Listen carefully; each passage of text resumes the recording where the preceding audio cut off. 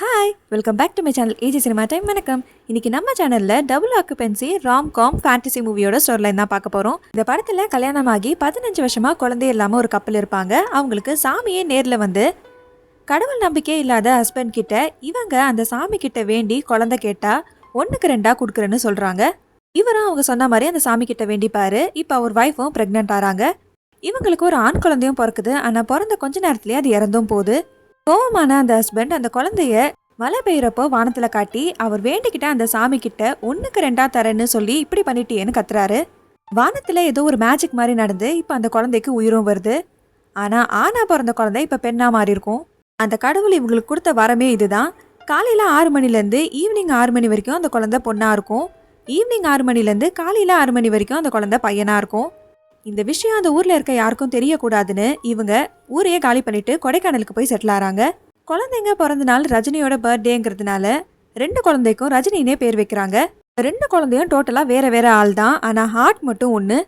பொண்ணு ரஜினி தான் எல்லா குழந்தைங்க மாதிரியும் ஸ்கூல் காலேஜ்னு எல்லாம் போவாங்க. பையன் ரஜினிக்கு எல்லாம் வீட்டில இருந்தே தான் இவங்க சொல்லி கொடுப்பாங்க. திடீர்னு ஒரு நாள் இவங்க அம்மா அப்பா ஆக்சிடென்ட்ல இறந்துடுறாங்க.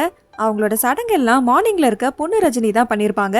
பையன் ரஜினிக்கு அவங்க 2 பேரோட முகத்தை கடைசியா பார்க்க கூட முடியல. அது காரணம் பொண்ணு ரஜினின்னு அவ மேல எப்பவுமே கோவமா இருப்பாரு. இதனாலேயே 2 பேருக்கும் ஒருத்தரை பிடிக்காம போயிருக்கும்.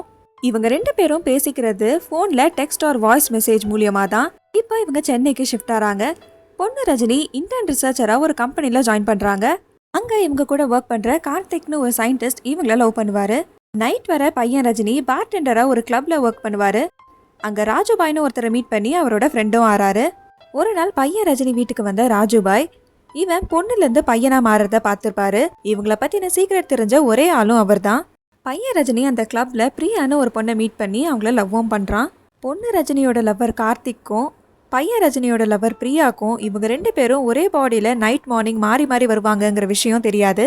அது தெரிஞ்சா அவங்க 2 பேரும் எப்படி ரியாக்ட் பண்ணுவாங்க, இவங்க 2 பேரோட சீக்ரெட்டும் வெளி உலகத்துக்கு தெரிஞ்சா அதனால இவங்களுக்கு என்ன பிரச்சனைலாம் வரும் அப்படிங்கிறத இந்த படத்துல லவ் காமெடி கலந்து காட்டியிருப்பாங்க.